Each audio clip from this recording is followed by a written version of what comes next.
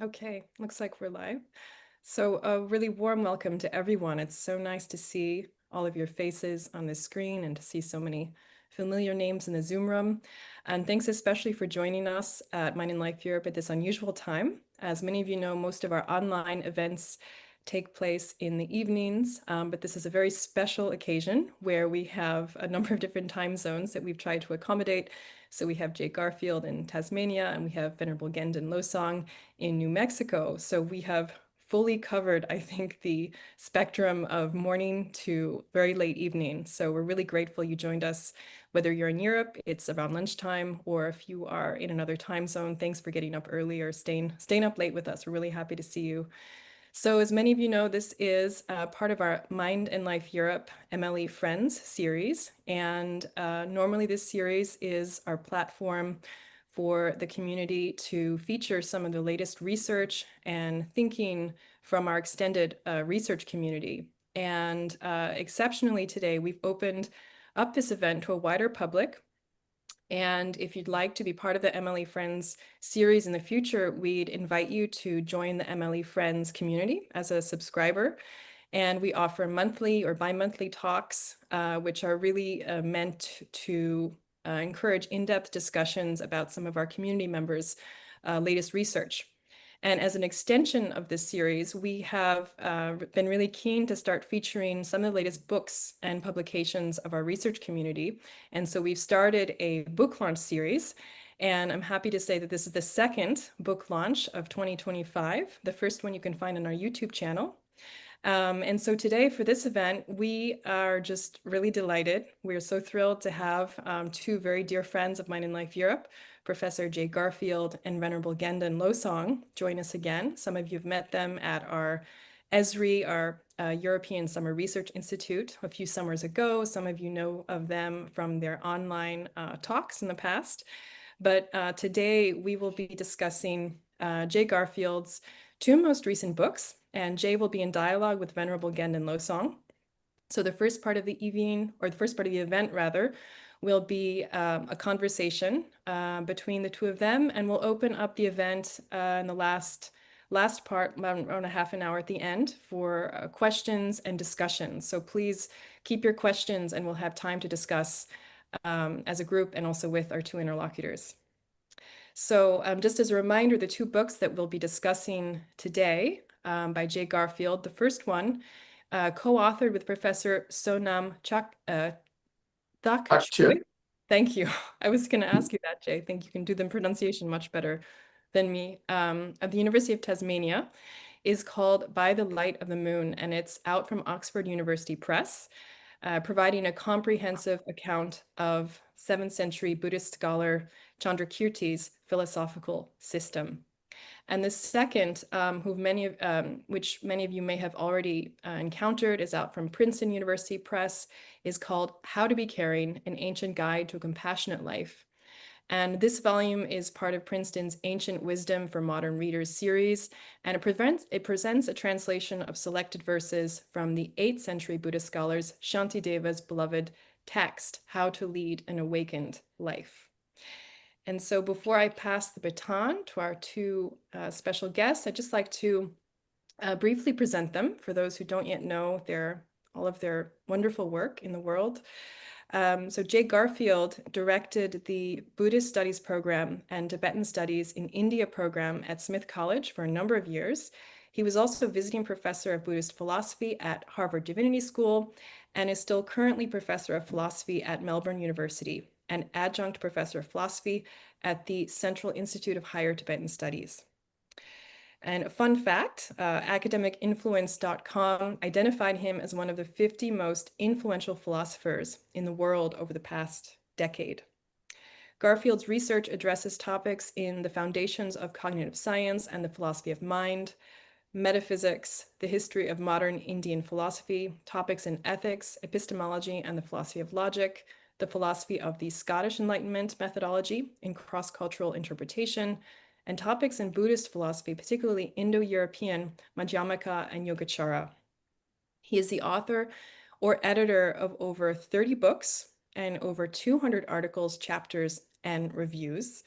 and there are too many to list here, but just a couple of recent titles are Getting Over Ourselves, How to Be a Person Without a Self from 2022, and Knowing Illusion, Bringing a Tibetan Debate into Contemporary Discourse from 2021. And Jay will be in conversation today with Venerable Gendun Losang. Venerable Gendun has dedicated nearly 4 decades to practicing Buddhism and has served as a Bhikshu in the Tibetan tradition for more than 18 years. Prior to his ordination, he worked in diverse fields such as palliative care, technology, refugee organizations, and commercial management. His extensive training includes 10 years of studying Buddhist philosophy and practice in monasteries across France, India, Nepal, and Myanmar. Additionally, he spent over 4 years in retreat, immersing himself in Tibetan Sutra and Tantra, as well as the Burmese Theravada forest tradition. For the last 15 years, Venerable Gendun has taught worldwide, sharing his knowledge of Buddhist philosophy, psychology, and meditation as a member of the Foundation for the Preservation of the Mahayana. And beyond his Buddhist affiliations, Venerable Gendun serves as an interreligious canon at the Peace Cathedral in Tbilisi, Georgia, and teaches at a Mevlavi Sufi Dargah in Istanbul. In 2023, he founded the Buddha Project, which engages in long-term guidance for Buddhist meditators, scientific research, art projects, and intercontemplative social engagement. And if you don't know the Buddha Project yet, you can check it out on their website. So without any further ado, I'd like to pass the baton to you, Jay Garfield and Venerable Gendun Losang, and to thank you once again from all of us at Mind and Life Europe for making the time and really giving us a space to discuss some of your latest work, which is really important. So thank you so much. Well, thank you for having us. It's really an honor to be here. Yes, indeed. Thank you. It's a joy, as we already discovered. This feels like a get-together again. So we can continue our conversation in a way. First of all, I mean, it's my joy to have that conversation with you, Jay. I mean, I really enjoyed your books. Congratulations with them. I think both are important for different reasons. The first thing that came to my mind is, you published now 2 books on 2 complementary topics, the 2 wings of a bodhisattva, wisdom and compassion. Was that planned, or was that strategy, or was that coincidence? It was really coincidence. I mean, I had all of these projects that I wanted to attack, and I had a sabbatical year in which to attack them, and they all came in at once. The one for Princeton was a kind of part of a series that I've been doing for them. As Johanna mentioned, I did that book, Losing Ourselves, a few years ago, and then my editor there had the idea of cracking open the Ancient Wisdom for Modern Readers series to include Asian texts. And so this is the second one in that series, and a few more are on the way. So that one I was kind of asked to do. The Candrakīrti book really came about as a kind of coda, as it were, to the Yak Herds project, looking at the reception of Candrakīrti in Tibet. And the great Datsam Tsongkhapa debates that kind of echo through Tibetan history. And after working on that project, I just got my interest in Candrakīrti just, sort of went from hot to burning. And so I decided it was really time to try to put the whole thing together, because I'd always found that as people wrote about Candrakīrti, people would cherry pick a few little shlokas here and there, or a few remarks here and there, and talk about those and what they meant and what they showed about all of Candrakīrti. And I felt that nobody was telling the whole story. And so I thought it was time to do that. So Sonam and I got down to work. And it was curious, because I was thinking about that. And then I had a conversation with Sonam, who said he was thinking about writing a book on Candrakīrti. And we almost simultaneously just said, well, let's just write it together. And it's always best to write things together, because you get more ideas and you'll learn a lot more.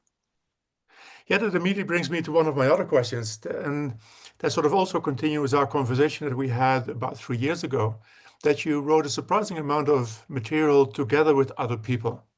And so it's really pleasant to see again that you did that. That's true of the Yak Herds and so on. Why that drive to work with others, which is quite common, let's be honest. Yeah, for a lot of reasons.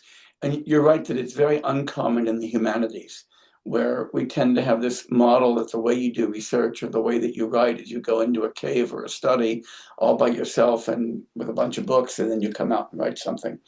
And it's really important to notice that nobody in the natural or social sciences would ever work that way. I mean, read a paper in a physics journal and it's got 100 co-authors, or in a chemistry journal about 20, and psychology 3 or 4. But everybody assumes that in order to attack a big or complex or difficult problem, you need a team of people with complementary skills. And I've been spending a lot of my career trying to bring that model into research in philosophy and Buddhist studies, because I think that we can do far more interesting work when we do it together. And the other thing is, well, here are 2 other things. One is it's a lot more fun. Working alone gets lonely. Working with other people, you can go out to eat, you can joke, you can talk, you can take breaks and kind of kick back, and you can have a really good time. But the other really important part is this: you learn something. If you work on something on your own, all you learn is what you've already been thinking about. But if you work with somebody else, especially when you find people who, say, disagree with you a little bit, or people who have got a different skill set or work on different literature, then you learn from them and you have a chance to help them learn. And when we put big projects together, we try to have senior scholars and very junior scholars as well, so that the whole project also becomes a kind of training ground for younger scholars. I just think that research in philosophy and in Buddhist studies is always better when it's done in teams. And it also stops you from making stupid mistakes, because we all make stupid mistakes as we start thinking about these things. And if you've got a team, somebody's going to call you on your stupid mistake, and it won't make it into print. Yeah. So yeah, I love doing that.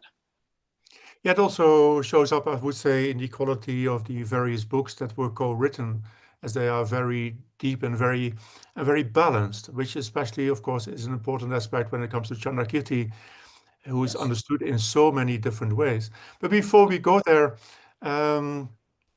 there was one thing that I remarked about both books. In the Candrakīrti book, you use the term the anthropologist perspective, in this case about Taktsang, who looks at the conventional world as something that actually really doesn't exist, but, well, you investigate it because other people believe in it. It occurred to me that many philosophers look at Candrakīrti's work and other great Madhyamaka philosophers from a similar perspective. It is something of interest, but not something that matters. And what was really noticeable in both your books is that the topic matters to you. You write from it not from a neutral, distant, cold perspective, but arguing why these arguments, both of Shantideva and Candrakīrti, matter and matter especially today. Could That's you right. say something about that? Well, we have very short human lives. If we're really lucky, we might get 9 decades or so, but most of us get less than that. And my feeling is that given the brevity of a human life and of a career, that I'm only going to work on things that matter to me. To work on something simply because it's an idle or abstract matter of interest, like solving crossword puzzles, strikes me as being a kind of waste of my time. The philosophers I work on are people from whom I learn and who talk to me. And my hope is to try to bring some of that excitement and some of that learning to others. So I work on Candrakīrti because I really love Candrakīrti's philosophy. And I've learned so much from Candrakīrti. And I think that my life has been enriched by studying Candrakīrti. And so my goal is to kind of bring Candrakīrti to a bigger stage so that more people can have that experience. From Shantideva, I've learned an enormous amount. I think Shantideva can be life-transforming the longer you spend with Bodhicharyavatara. And again, I think for many people, it's a difficult and formidable text, and they don't know quite what to do with it. So I thought it was useful to make it available, not just to scholars, but of course this text is meant to make it available to people who just have an interest. And I think that's useful. I guess one thing to say is that you were right, that many people who work in the West on Asian philosophy, not just on Buddhist philosophy, but who work on Chinese philosophy, for instance, or Orthodox Indian philosophy, do take this kind of Orientalist anthropological perspective on it. That what they're doing is writing about what these curious, strange people in far-off places say and believe and how weird it is. I find that condescending. I find that to be immoral. I find it to be racist, but I also find it to be ignorant. And it deprives us of the ability to learn from these traditions. You can't look, my feeling is that when I read Candrakīrti, I don't want to learn about Candrakīrti. I want to learn from Candrakīrti. When I read Shantideva, I don't want to learn about Shantideva. I want to learn from Shantideva. And that's true if I'm writing or reading a Western scholar as well. If I'm reading Hume, I'm reading to learn from Hume, not to learn about Hume. And I want to try to bring that kind of intimate respect for the text and the teacher into my work and into other people's engagement with these texts, because then they become valuable. Yeah. And again, it shows, and to continue on that point, as you highlighted in the Candrakīrti book again, is that many of the papers written on Candrakīrti take some of his points out of context. And so you elaborate a lot on the fact that we should read his total works and get to understand him by way of the totality of what he has to say. Maybe you could elaborate a little bit on that important point. Yes. So part of what motivated this project for Sonam and me is this. If you look at the contemporary literature on Candrakīrti, by Western scholars in particular, you've got very different readings of Candrakīrti. Some who argue that Candrakīrti is a complete nihilist, maybe an interesting curiosity, but hard to take seriously, who denies that the world exists, who denies that human beings exist, who denies that we can have any knowledge at all, and just denies, and has nothing constructive to do. Other people say, no, Candrakīrti is a philosopher of common sense, a philosopher who's trying to explain the two truths, who's trying to reconstruct conventional reality and so forth.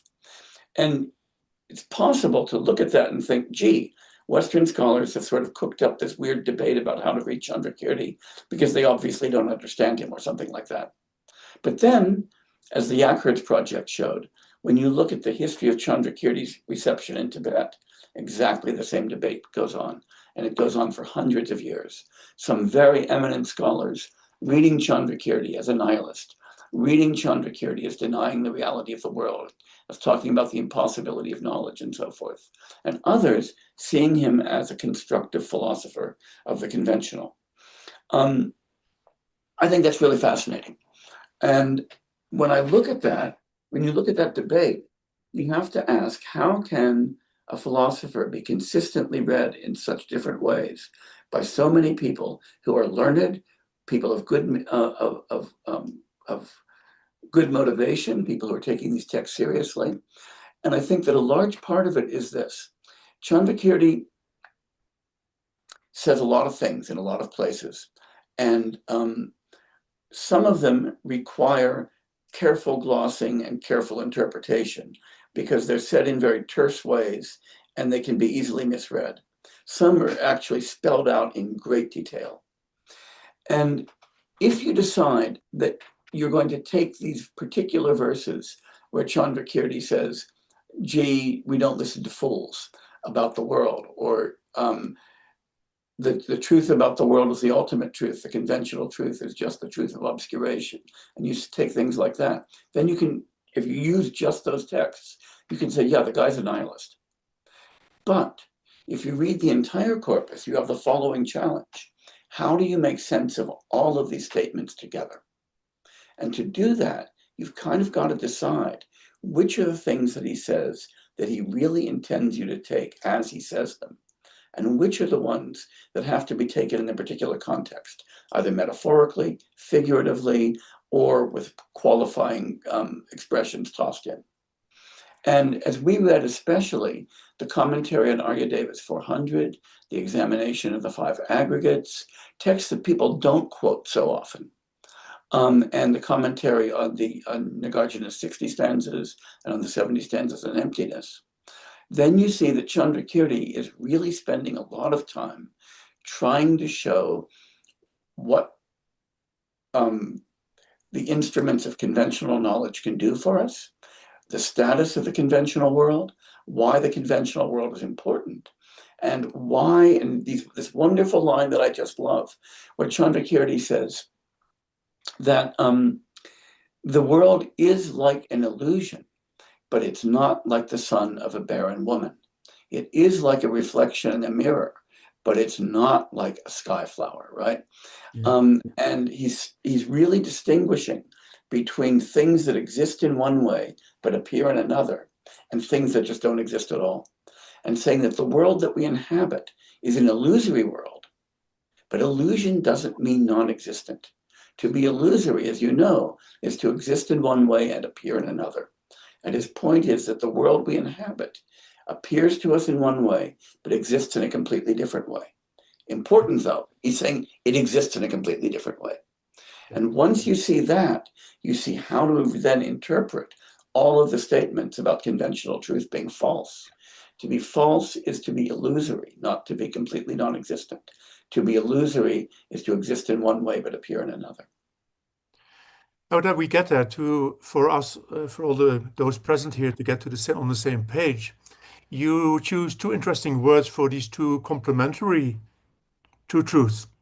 Mm-hmm. And I think these are interesting terms to play with. So maybe you could explore a little bit the two truths for everyone, but using your words, you choose, interesting enough, moderate realism for the conventional truth and global anti-realism for the ultimate truth. I think that's not quite right. That is, I wouldn't say the ultimate truth is global anti-realism, and I wouldn't say conventional truth is moderate realism, but I would say that Candrakīrti, in explaining the two truths, is both a moderate realist and a global anti-realist. I think that's an important way to put it. And you're right that those reflect these two perspectives, but they're not quite the same thing. So here's what I mean by that. When I say that Candrakīrti is a global anti-realist or a global illusionist, what I mean by that is this. He thinks that everything that we ever encounter, that we ever experience, is illusory. And that's because the nature of our experience, the nature of our perception, the nature of our cognitive apparatus is this. It's to deliver to us a world that appears to us as though we're just looking straight at the world as it is, and that occludes or hides from us. That's the other sense of samvarti, the hiding, hides from us the operation of our own senses and the operation of our own cognition. So we forget that every object we experience is one that we create. Our minds, our brains, our perceptual apparatus construct and create the world around us. But we don't look at the world and say, look what I created. We say, look what I found. And that's why everything that we ever encounter has the character of being illusion-like. Again, that doesn't mean that it's non-existent. It means that it appears to be something that we just find as it is, when in fact it's something that is a construction. But when we say that everything's illusory like that, it doesn't mean that there's no room for realism. Because here's a kind of realism that's very important. You're a realist if you think there's a difference between truth and falsity. If you think there's a difference between getting things right and getting the things wrong. If you think there's a difference between seeing things with properly functioning faculties and seeing them when you're drunk or stoned or tripping or insane, or when you don't put your glasses on or when you don't put your hearing aids in, right? And Candrakīrti is making that point as well. And he's making that point when he says that within conventional truth, we can distinguish between truth and falsehood.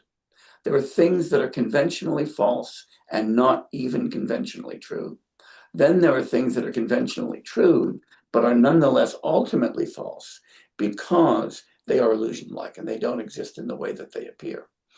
And so for Candrakīrti wants to argue that when you and I both see a flower, what we're seeing is a flower and not a turtle.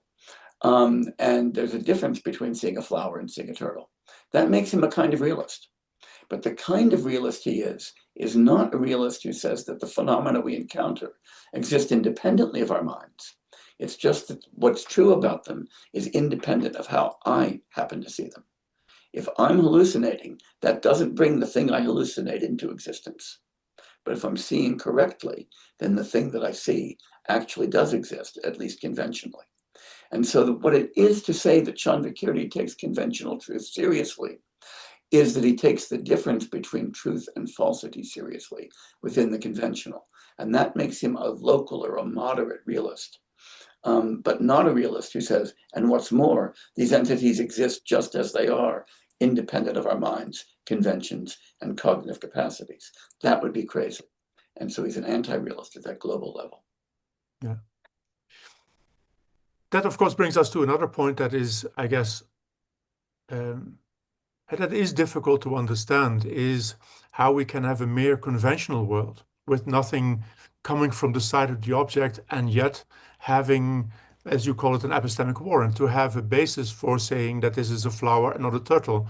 And you compare a number of Western ideas and Asian ideas, and the two terms that I thought were interesting in comparing, or have you compare, but then on the one hand, you use the epistemological practice of coherentism, and on the other hand, as a way to explore what you call Candrakīrti's radical communitarian conventionalism. Yes. So these are two ways that we negotiate the world, rather than saying we look for something that is like a justified statement or an underlying essence. We find in all practice, all of us don't look for that. We distinguish between truth and falsehoods in a very different way. Maybe you could elaborate a little bit on that position that you make. That's right. And I find that fascinating, and I think it's one of the reasons that Candrakīrti is an important voice in contemporary debates.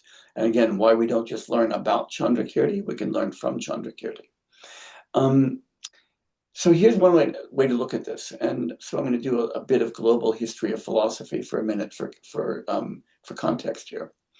A lot of people have noted the affinities between Madhyamaka, especially Prāsaṅgika Madhyamaka, and the Western skeptical tradition, the tradition that begins with the Pyrrhonian skepticism of Pyrrho and goes up through Sextus Empiricus, gets picked up then by people like Hume and then Wittgenstein in the 20th century.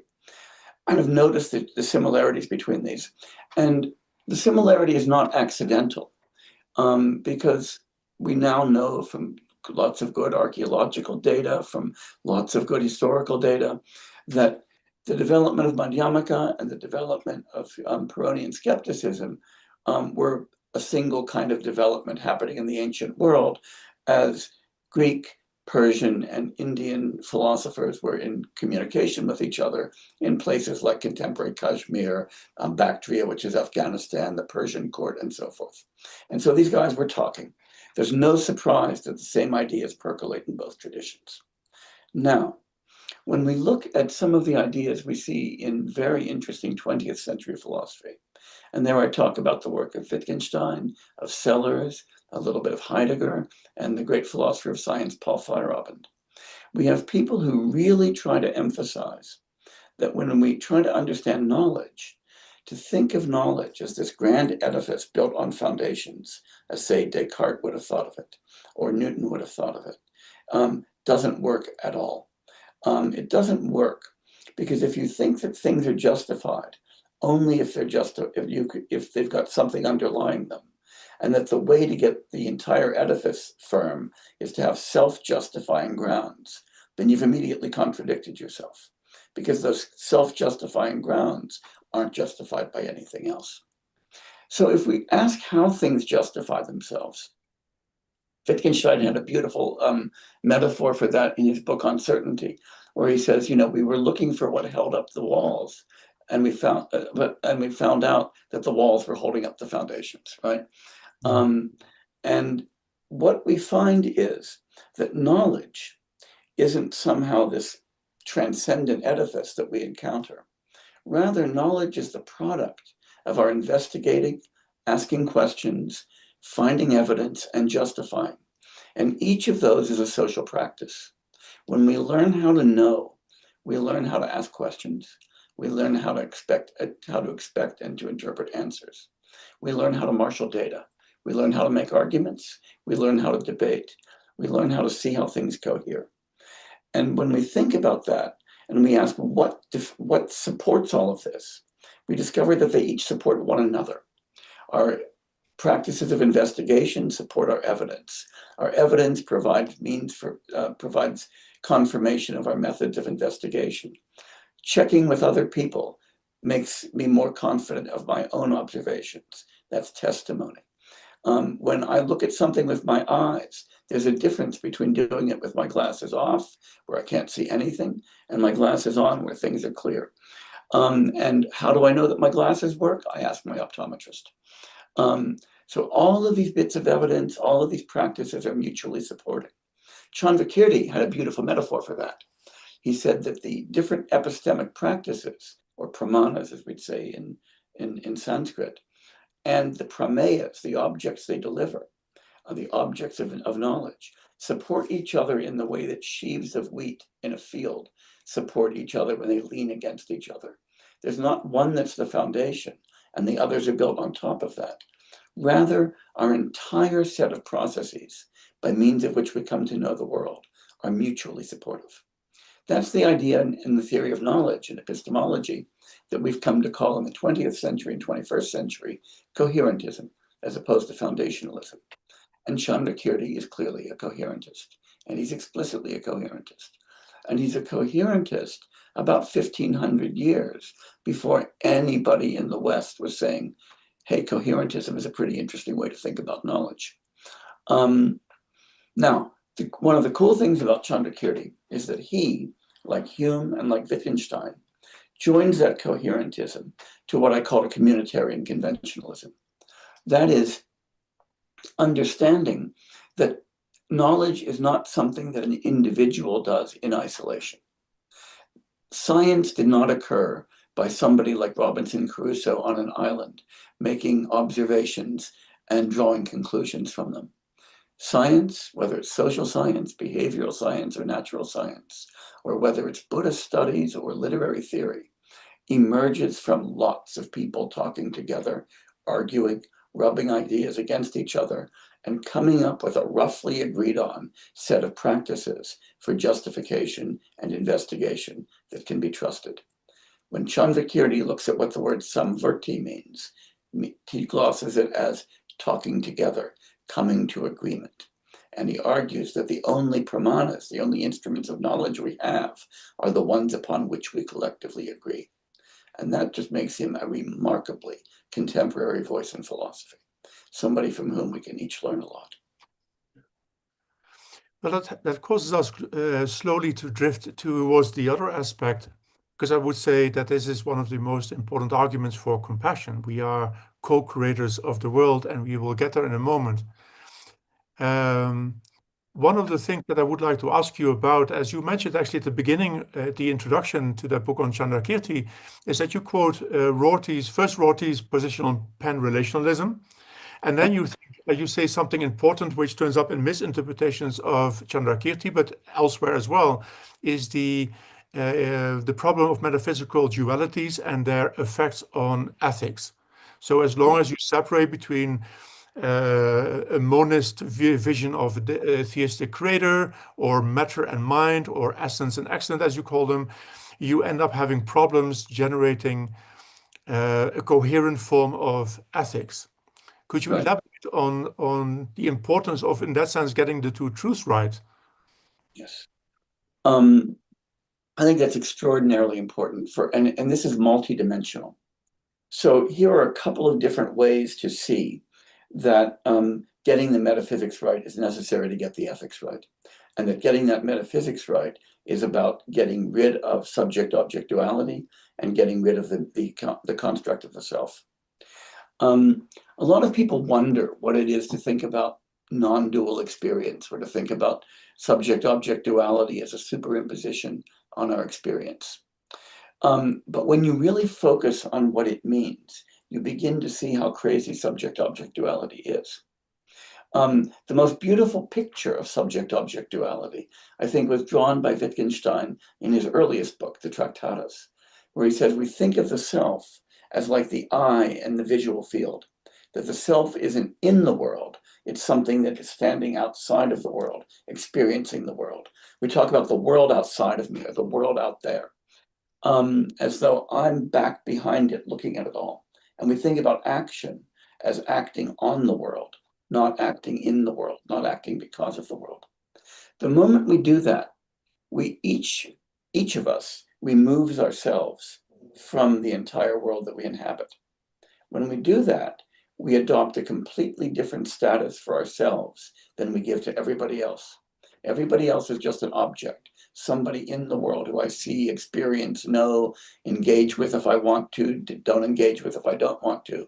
But me, I'm the being who is the subject of it all. And what that does is it kind of unconsciously means that when I'm trying to think about what I should do or what I'm justified in doing, my own desires and preferences or my own aversions are prima facie justificatory for whatever I do. So, I go into the ice cream shop and I order chocolate and not vanilla. And somebody asks me, well, why did you do that? I'd say, well, because I wanted chocolate and that's a reason to do it.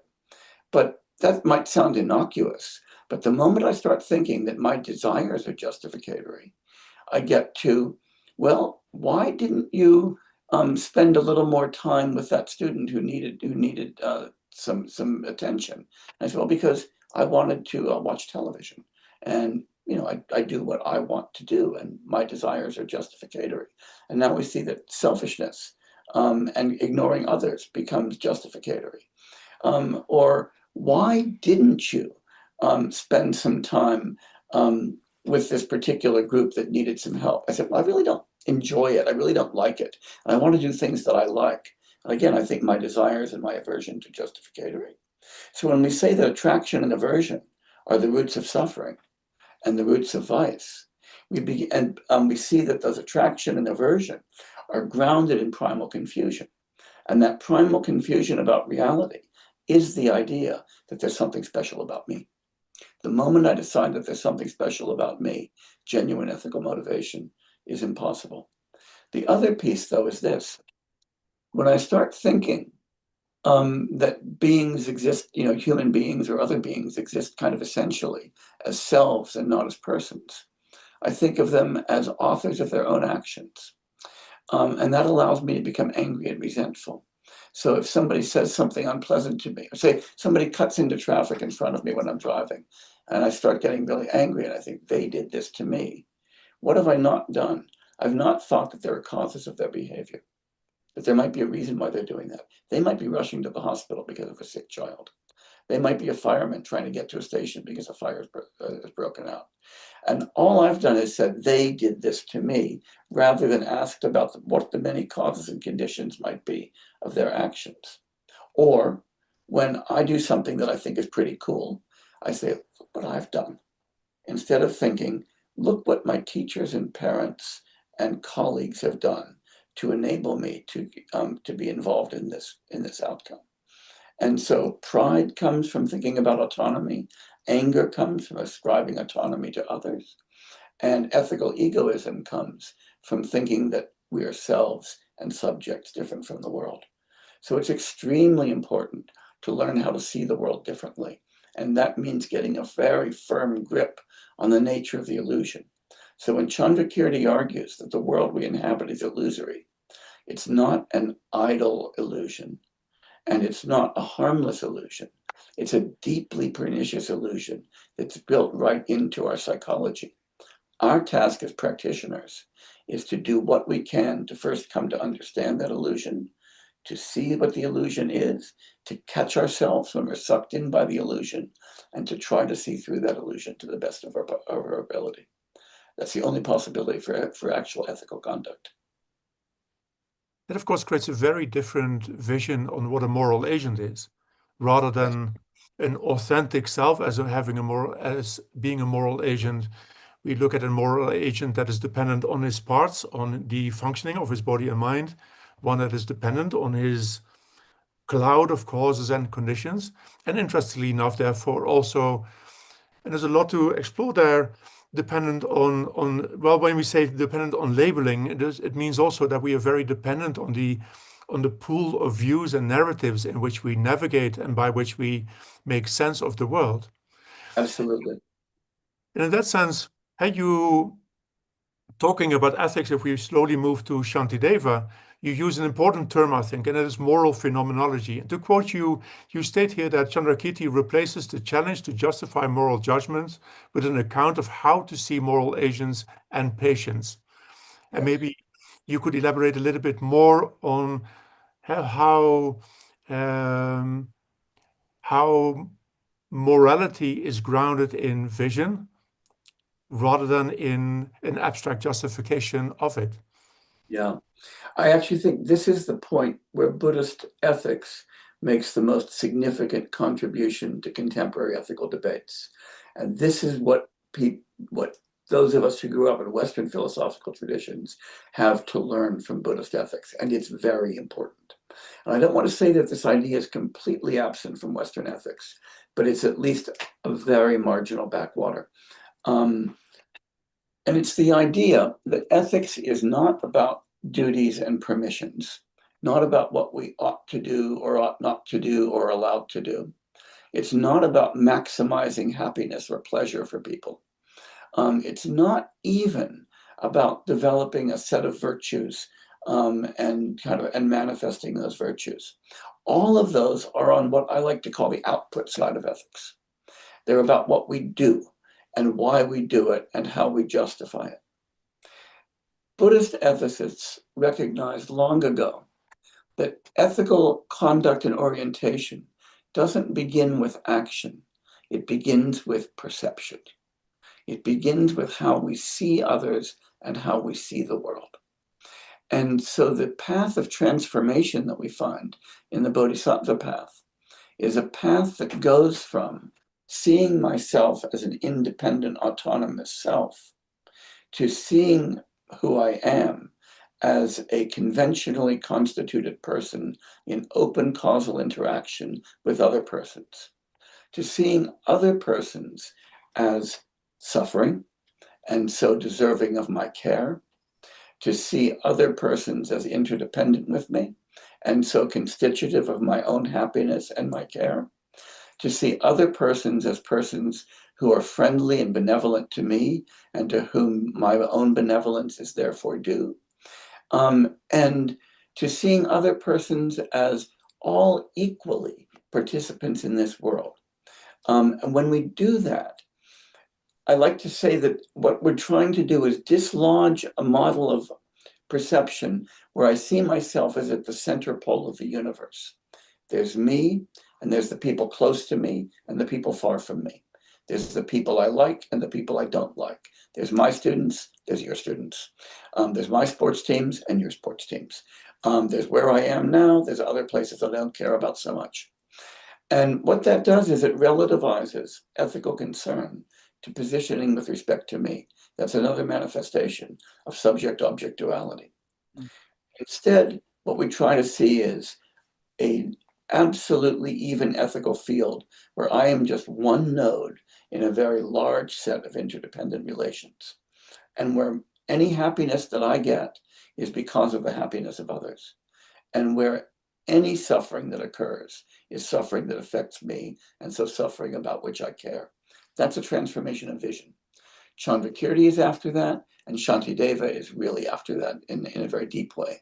Candrakīrti characterizes it for us. Shantideva really gives us the methods for getting there. And the connection between these two texts and these two philosophers is very, very deep. The longer you spend time with Candrakīrti's principal text, Madhyamaka and Shantideva's text, Bodhicharyavatara, you see how much Shantideva is drawing from Candrakīrti and even almost quoting him. Yeah, exactly, because that brings us to one of the arguments that you highlight in your book on Shantideva, which I think is one of the most criticized positions of Shantideva, is his invitation to exchange self and others, to prioritize others over oneself, where he says we should think about others as we think normally about ourselves, and we should think about ourselves as we normally think about others. I think maybe that because you described that quite beautifully in your book on caring, maybe you could elaborate a little bit on, from the perspective, now that we talked a little bit about Candrakīrti and a very different worldview, why does it actually work according to Shantideva? Why does it, should that be the most important project in your life, as you describe it even? Yeah. One of my favorite verses, I mean, I probably got 100 favorite verses in that text, but one of my favorite verses is the verse where Shantideva says, all of the unhappiness in the world comes from people seeking their own happiness. And all of the happiness in the world comes from seeking other people's happiness. And the moment you hear that, first of all, you see that it's obviously true. Selfishness and self-aggrandizement and collection of more stuff has never been the source of happiness in the world. The world benefits from people who are generous, from people who are kind, from people who are friendly, from people who are caring. And all of that involves caring for others. And so that's part of what's important there. The other part, though, is this. If you even try to imagine what it would be to pursue only my happiness without caring about others, where do I end up? I end up literally, if I'm lucky, or figuratively more likely, in a gated community, completely out of touch with everybody else, alone, deprived of real human contact, deprived of genuine friends, deprived of the ability to do anything that I can recognize as worthwhile, and sort of sitting alone on my pile of Hello, everybody. See mine? Excuse me? No, that was an accident. Oh, Accident. Accident. okay, sorry. So anyway, Shantideva's point is really just both simple and profound, that the only path to happiness is a path through caring for others, a path through friendship, a path through being able to take your joy in the joy of others. If I'm the only source of my own happiness, then that's a very small base. But if I can be happy whenever others are happy, that's a tremendous resource for human happiness. And I think that it's hard to read these texts and these verses in Shantideva and not think that they're true. Another argument that Shantideva offers that's very powerful in the 8th chapter, and again, really simple. He says, why do we try to avoid suffering? We try to avoid suffering because it's really bad. That's obvious. We don't avoid it because it's mine. I mean, there's lots of things that are mine that I don't try to get rid of. I don't try to get rid of my friends. I don't try to get rid of my kids. I don't try to get rid of my dog. I don't try to get rid of my book. I did get rid of a lot of my books, but not some of them. But I don't get rid of things because they're mine. I get rid of suffering because it's bad. But if that's the reason for getting rid of it, and it doesn't have anything to do with mine, then getting rid of others' suffering is just as important, because there's no difference between the suffering of others and my suffering with respect to it being bad or not. And that's another very important argument.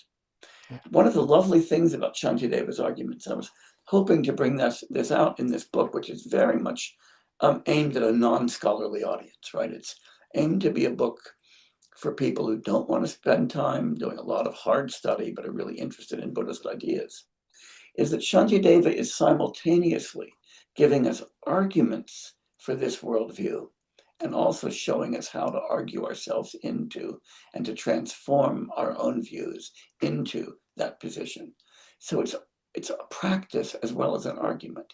And part of the brilliance and beauty of Shantideva's book is the way that it weaves together philosophical argument and instructions for practice, not by saying here's the argument, then here's the practice, but in exactly the same verses. And it's kind of staggering that way. Yeah. Indeed, because it also describes, as you call it in that book, what it means for a moral agent to have confidence. I like that word. You contrast confidence and pride, where you imply that pride actually makes you unconfident. It takes away your confidence because you act against the structure of the reality as it exists. Well, confidence comes from acting as an agent in perceiving the world as it exists.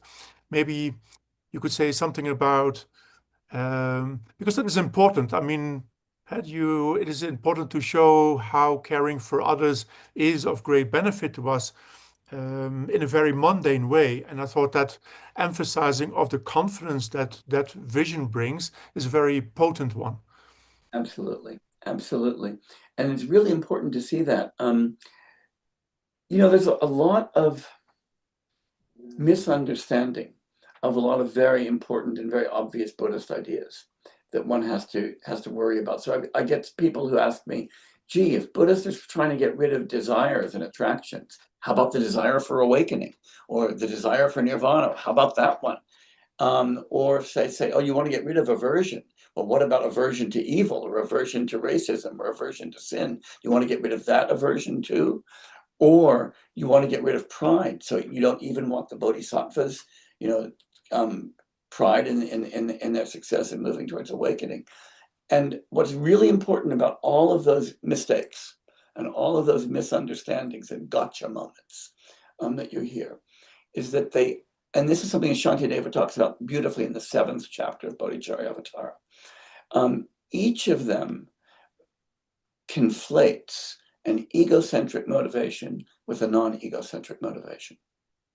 And in each case, what we learn from Buddhist ethics is that the egocentric motivation is pathological, whereas the non-egocentric motivation is positive. And so if we go over those little bit by little bit, there's again a beautiful shloka, beautiful verse in Shantideva where he says, happiness in samsara is like licking honey from a razor blade. And that's a really nice metaphor. It hurts to even say it, right? Licking honey from a razor blade. But the important point is that's happiness in samsara. That's egocentric happiness. It feels good for a moment, but then it hurts. Egocentric attachment is greed, but you can have a positive attitude towards things without it being egocentric desire. It can be approval. So you can approve of goodness without desiring it. The moment you say, I want to be good because I'll get a Nobel Peace Prize, please somebody give me a Nobel Peace Prize, right? Not that I have anybody in particular in mind here. You end up with this desire that completely undermines any positive motivation. But a disinterested approval, where I have just as much approval for what you do as for what I might do, is a very different kind of motivation.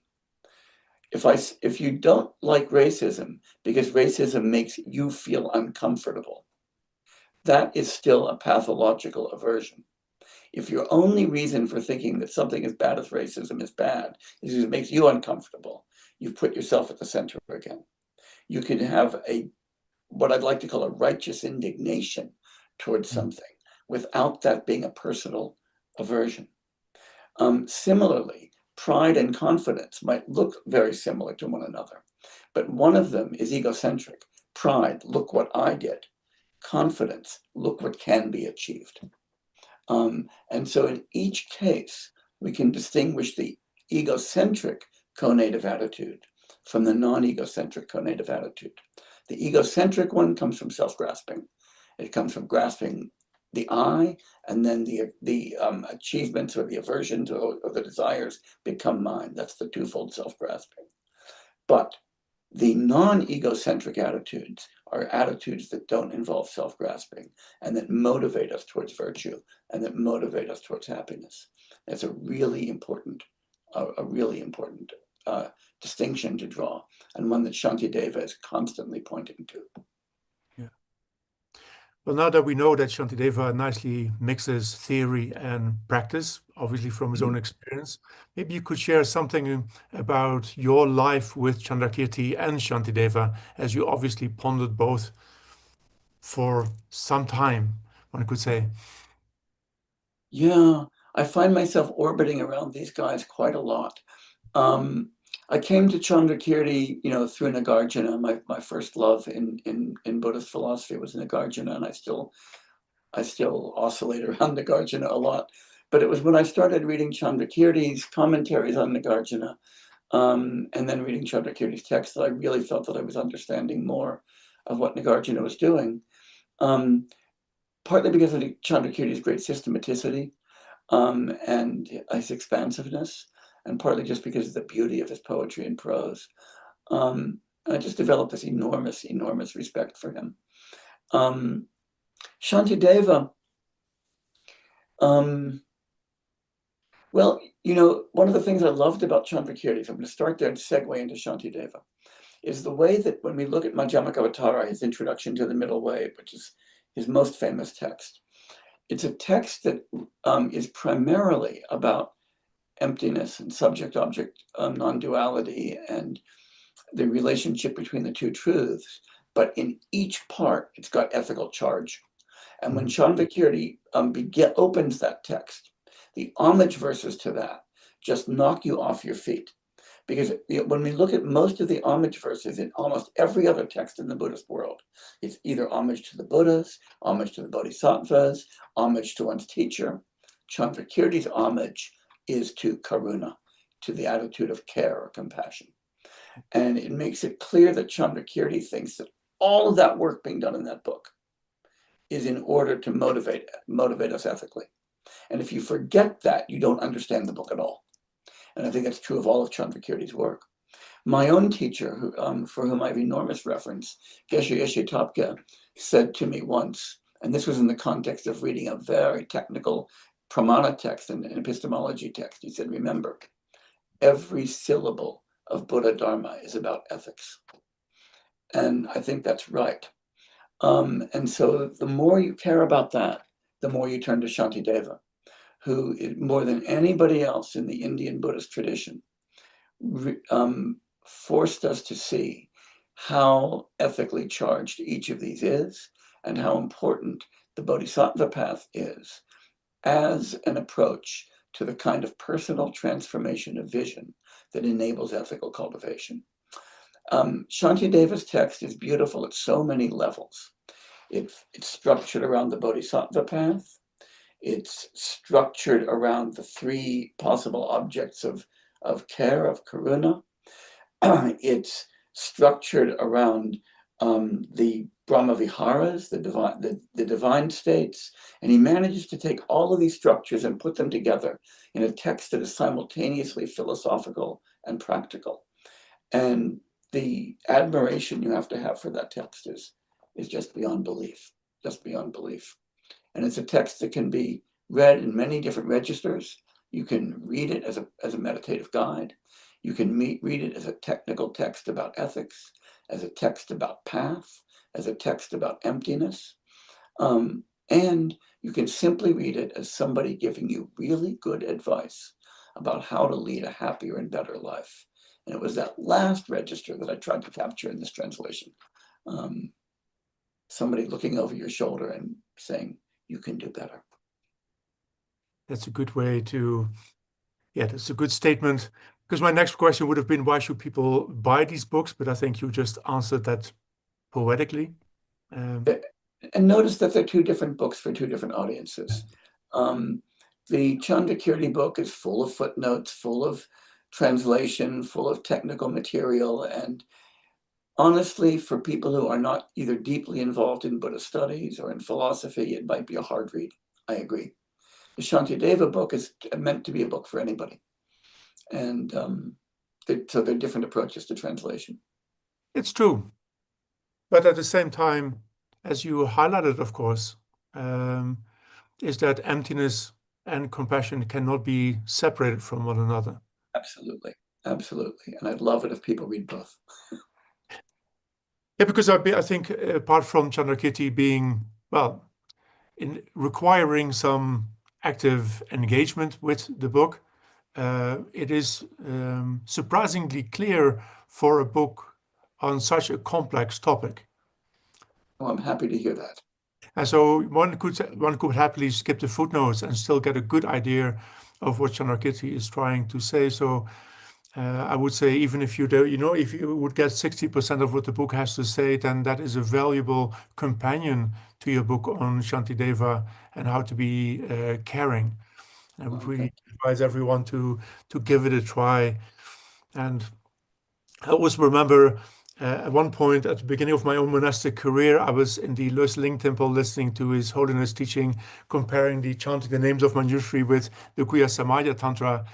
And I did not understand a single word. In fact, I figured out in the second sentence that I had misunderstood the first one. And then towards the end, I asked one of the geshes if he had understood it. And he says, well, no, but it is beautiful, isn't it? And I thought that was an eye-opener to be able Isn't that lovely? to think maybe I might not get everything, but the poetry of that argument is such that I would love to know more about it, even if it will take me some time. Yeah, yeah.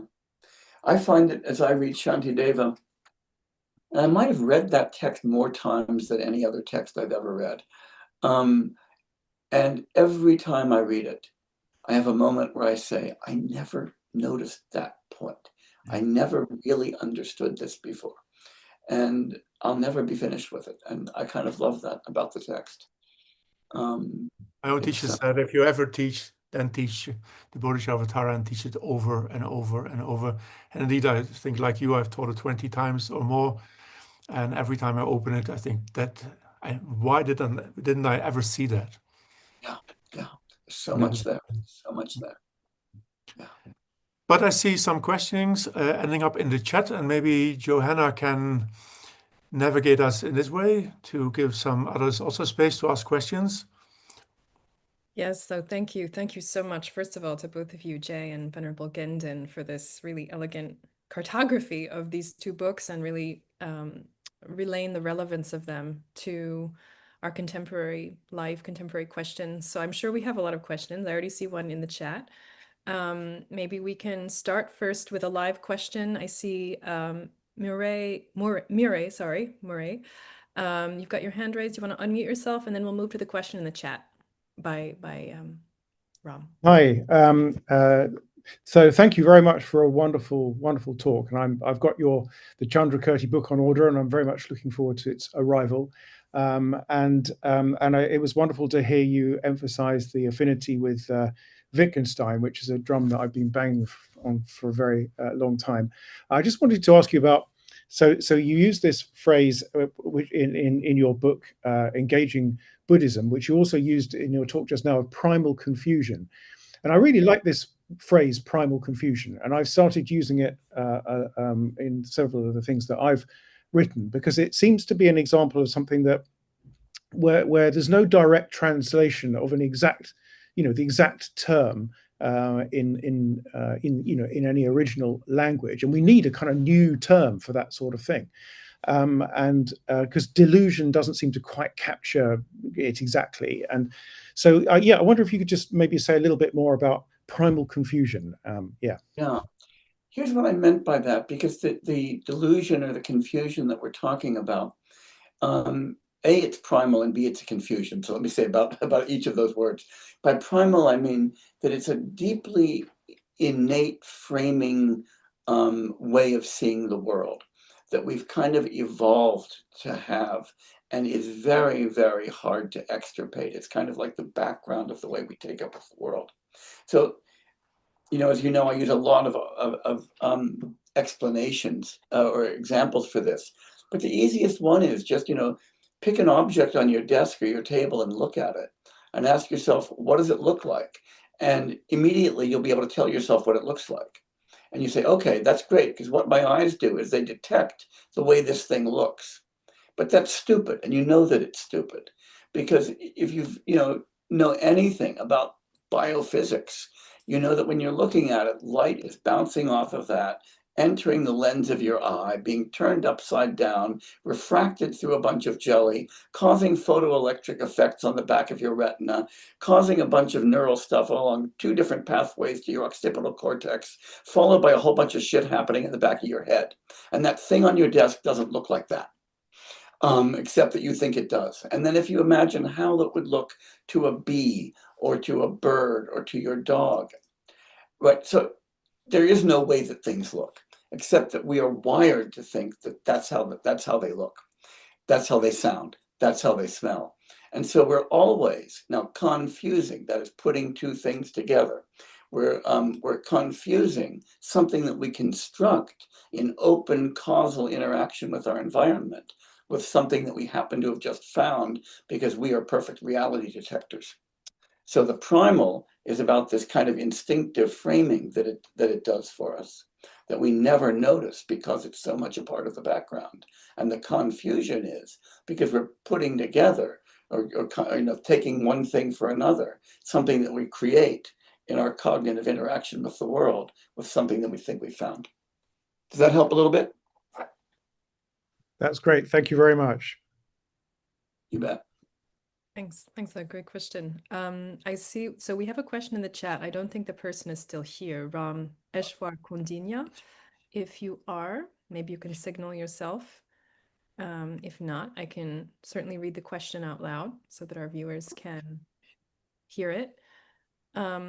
So they ask, why is claiming you shouldn't be egocentric to be properly moral not itself a should-ought statement, which you say Western philosophy focused on in morality? I would point to virtue cultivation or the Platonic conformity theory of knowing as examples of non-should-ought morality.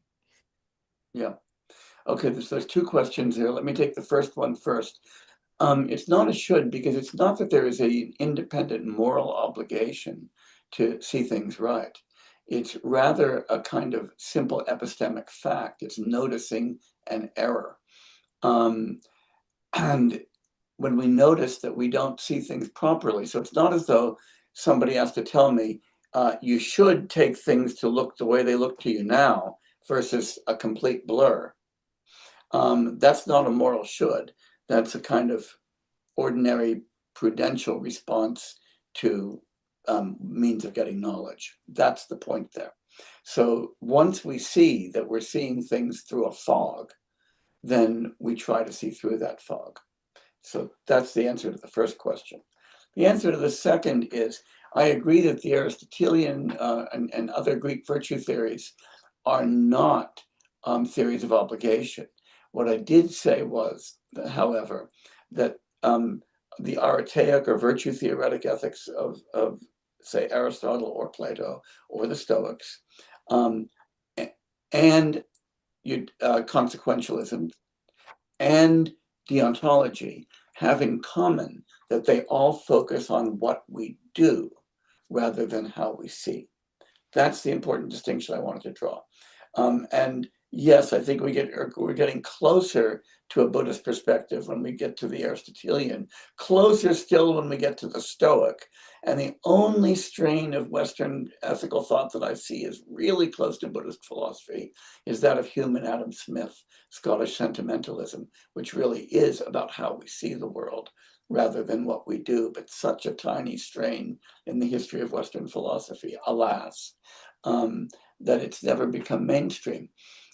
So I wasn't trying to say that Aristotle was a closet deontologist. I was trying to say, though, that like deontologists, Aristotle focuses on output, on what we do. A virtue is defined in the Nicomachean Ethics as a disposition to act. And that's really important. Shantideva and Candrakīrti are not talking about dispositions to act. They're talking about ways of seeing. It's really different. I'm tempted to an analogy. Let me give you an analogy. There's a great story that, or a puzzle that Bernard Williams introduced us all to years and years ago called the one thought too many problem. And the one thought too many problem kind of goes like this. Gee, alas, Johanna, you were in a terrible accident and you're in the hospital. And you're feeling very lonely. There's nurses and doctors, but they don't really talk to you. But then I show up in your room and come to see you. And you say, oh, it's so nice that you came. And I say, well, I consulted my list of duties. And one of the duties that there is a duty to visit people in the hospital. And that's why I'm here. One thought too many. Or I said, gee, I tried to think about all of the actions I could perform and which ones would produce the greatest net utility and the greatest net happiness. And I decided that the calculation was visiting Johanna in the hospital. So that's why I'm here. One thought too many. Or I was thinking about the virtues of friendship, and I realized that a good friend does things like visit people in the hospital. So in order to be a good friend, I came here. One thought too many, right? But if what we say is, oh, Johanna, I saw that you were sick and in the hospital, so I came. That's okay. It's when I see you in a particular way as affording as an other that I'm able to care. And that's the difference between thinking about ethics as a way of experiencing the world and thinking about ethics in terms of what we ought to do. And that's the distinction that I was after there. I'm sorry if I wasn't completely clear when I was speaking. Oh, it's a really clear response. Thank you for that expose. I'm sorry about the accident too. Oh gosh, I hope At least it's fictional. It's fictional, indeed. Laura, can we turn to you to unmute yourself? Yes. Hello, everyone. Hi, Jay. Hi, Venerable Hi, Laura. Gendun. Great I'm to very see you. happy to see you, and thank you for allowing us to take part to this conversation. It was beautiful. So I have a question for Jay. Yes, so I was thinking, when you were speaking about this transition from foundationalism to coherentism, I was thinking about Souza's paper, The Raft and the Pyramid, and the need of a dispositional account of knowledge and virtue epistemology, and precisely for taking into account, character traits, abilities when we, okay.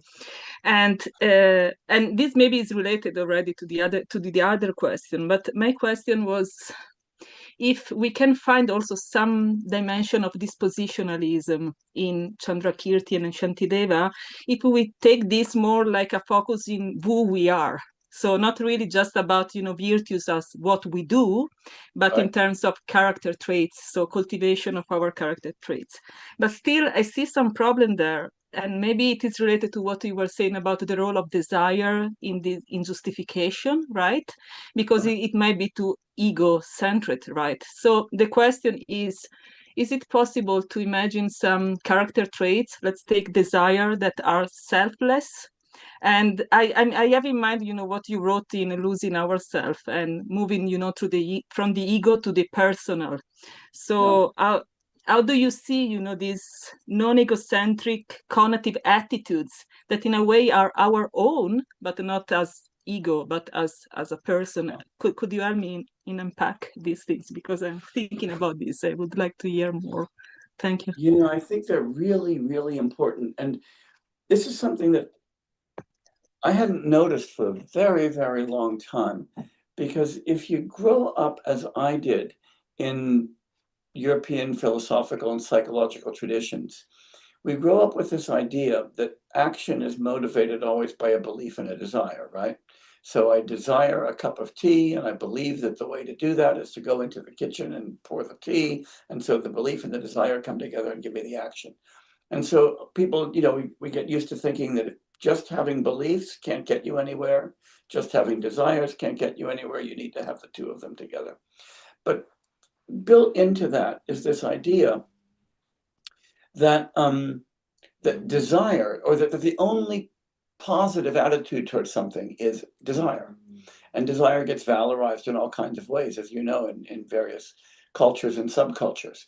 Or that the only disapproving attitude is aversion, right? Is dislike.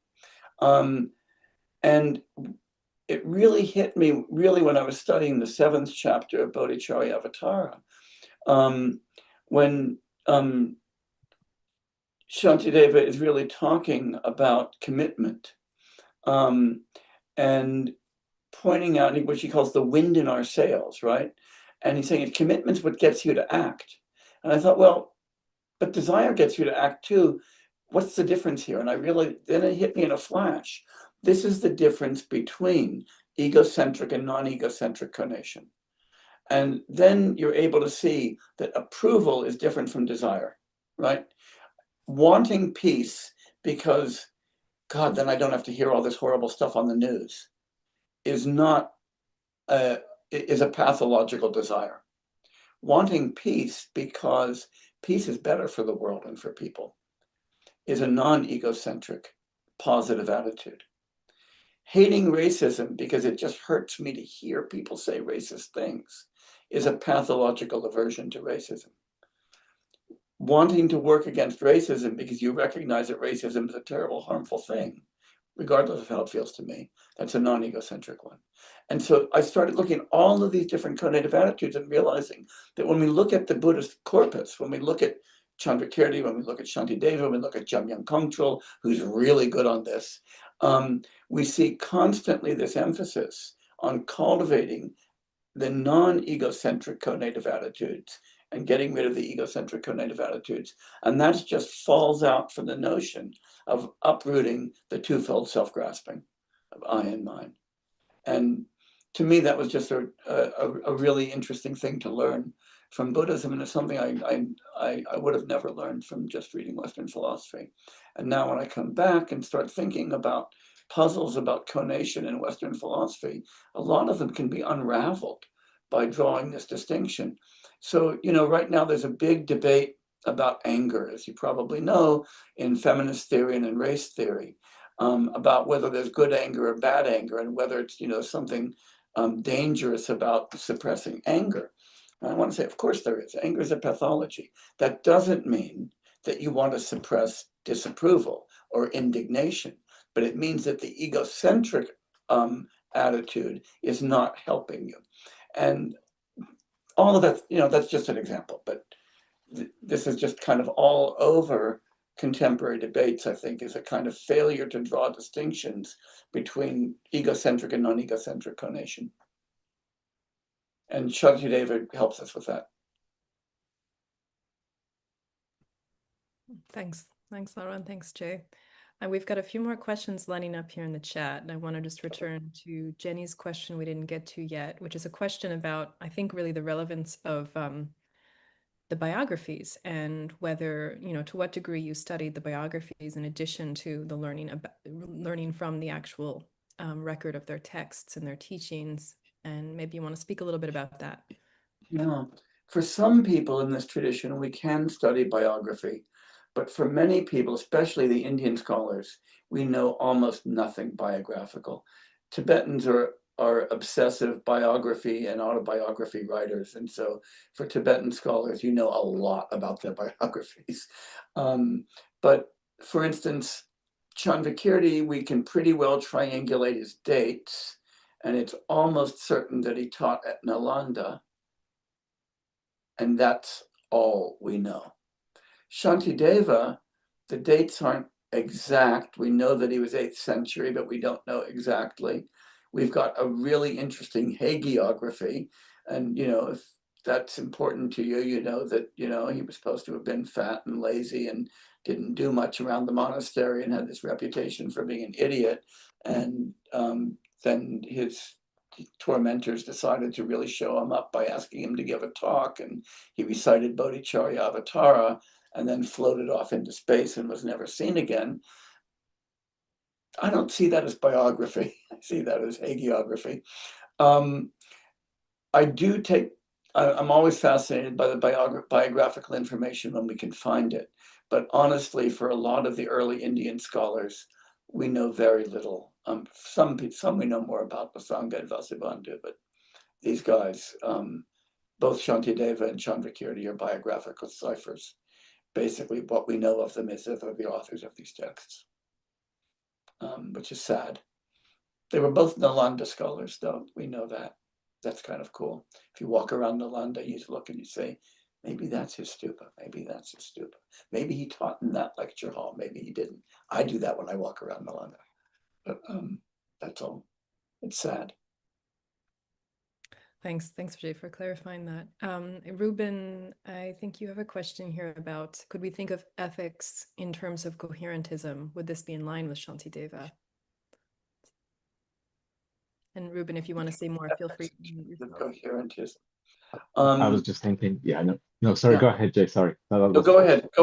I'd love you to clarify the question a little bit. Yeah. No, I was just thinking about this relationship between metaphysics and ethics, and how, you know, one way of saying this is that we need to get our metaphysics right before we can get our ethics right. But maybe perhaps another way of looking at this would be to say that there's an interplay where many things come into, like ethical action can be sustained by multiple Now I've got it. Okay, Yes. it took Yeah. me a minute to put it together. I'm sorry. Yeah. Yeah, I know. I think that's right. I mean, nobody in this tradition is foundationalist. And so when Shantideva is talking about ethics, he's asking us to see ourselves as parts of interdependent communities. And so what counts as ethically salutary, we can know by looking at what it accomplishes. And the way that we become ethical agents is by being formed by the people around us, by the communities around us, by reading the texts that we read. All of these things stand together and fall together. I don't think there would ever be a sense of a kind of foundationalism there. Ethics supports metaphysics in some ways, and metaphysics supports ethics. These aren't independent. I think that conceptually, it sometimes helps us to start at the metaphysical side, but for some people, maybe starting at the ethical side works better. You start by saying, things work better when I cultivate the Brahma Viharas. What does that mean for metaphysics? So this might be a more pragmatic question rather than a fundamental question. Thank you for that, Ruben. Thanks, Jay. Yeah, thank you, Ruben. It was a great question. Got one more comment in the chat here from Bruce, and I'm just going to read it out. It's not so much a question, but more of a parallelism. And he says there's a parallel in Indian shamanism where right action starts with right heart and is activated by right mind.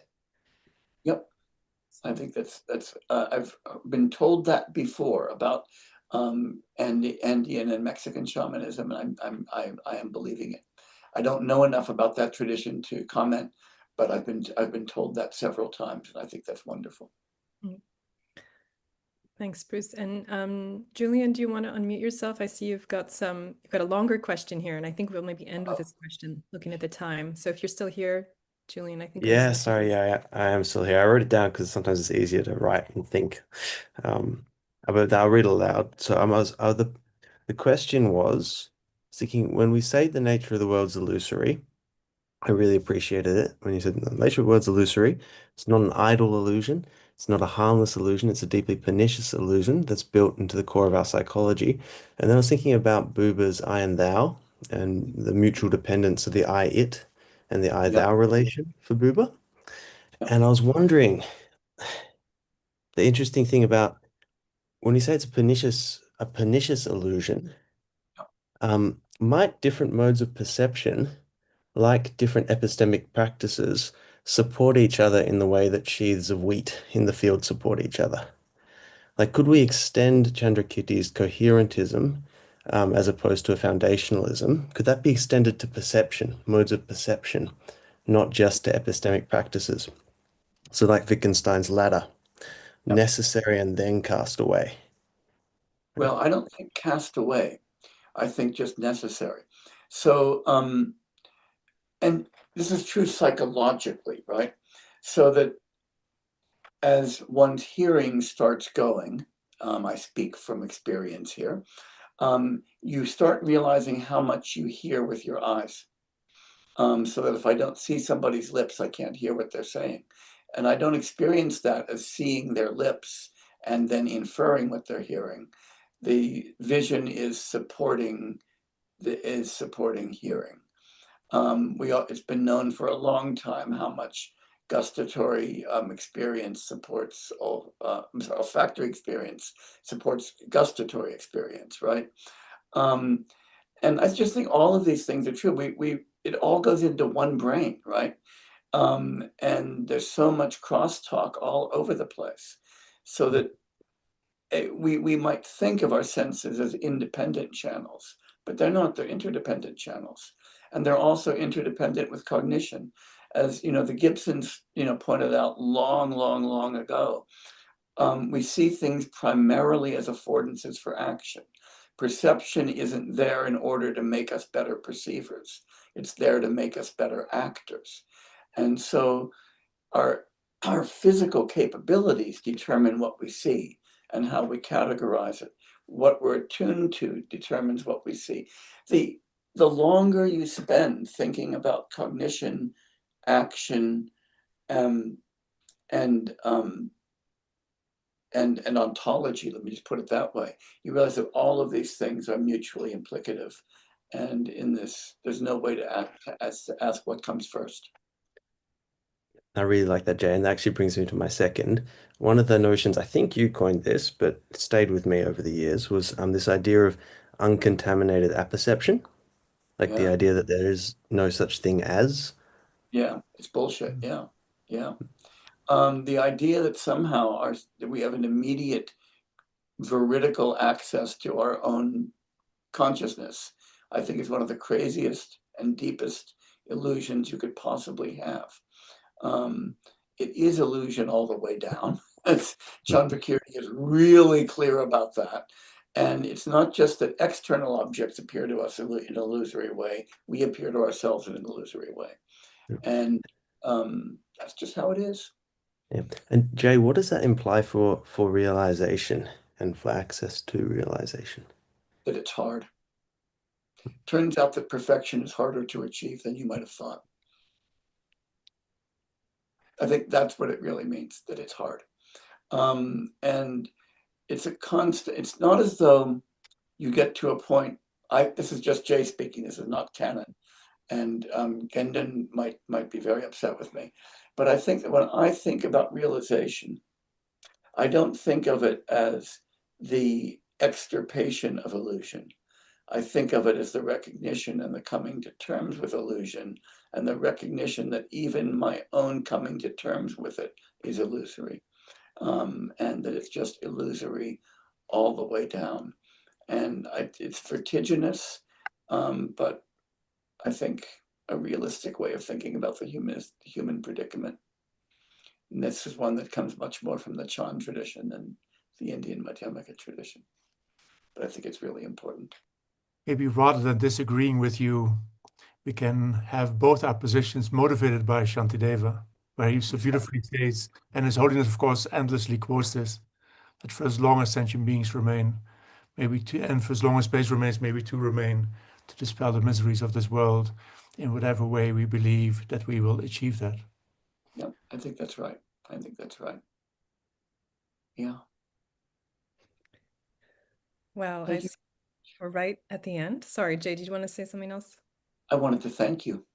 Oh, well, we want to Thank everybody who's participated in this lovely conversation, and to wave to Stephen Batchelor, who I haven't seen for years and years and years. And thank you for coming, Stephen. Oh, well, thank you. Thank you from all of us, Jay Garfield and Venerable Gendun Losang. And thank you, Venerable Gendun, for your exquisite drawing out of Jay today. I don't think anyone could have done a better job. And Jay, thank you so much again for sharing your wonderfully rich work with us, as always. And we hope you both stay close to us at MLE. And for those who are interested in some of our upcoming programs, I think we have just a quick end slide. Some of our online programming will continue this month and next month. So our next big event, which you're all invited to, will be a Mind Matters talk with Mathieu Ricard. He'll be presenting actually his latest book, which is a book of photography called Painting with Light, and reflecting on his contemplative journey through the practice of photography. So you're all very welcome to join us for that, November 12th. That'll be an evening program. We also have our contemplative practice, our monthly contemplative practice program on the 18th. Again, an evening of sitting together with some gentle guidance and some community sharing. And we will be releasing a new season of podcasts. And our podcast is now called The Inactive Fold. And so we invite you to stay tuned. There are some exciting things in store. And our first guest is actually the great American poet, Jane Hirshfield. So we hope that you will, we hope you'll tune into that episode. It was a long and wonderful conversation with Jane. So for those who are joining us for the first time or for the umpteenth time, really thank you everyone for following the program, our online programming. And thanks again to you, Jay and Venerable Gendun. This was such a treat, and we're so happy to share it with our YouTube audience down the road. So thanks, everyone. Thank you so much. And thank you all. It's been a real pleasure. And thank you, Gendun, especially for a Oh, great Jay, it was my pleasure entirely to have this conversation with you after reading both riveting books. Yeah. Oh, Thank you for your great work and giving Candrakīrti a place in our thank you. contemporary dialogue.